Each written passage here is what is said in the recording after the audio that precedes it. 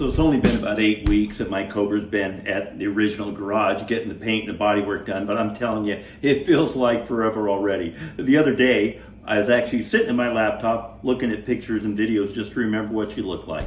Well, in fact, let's take a look at it.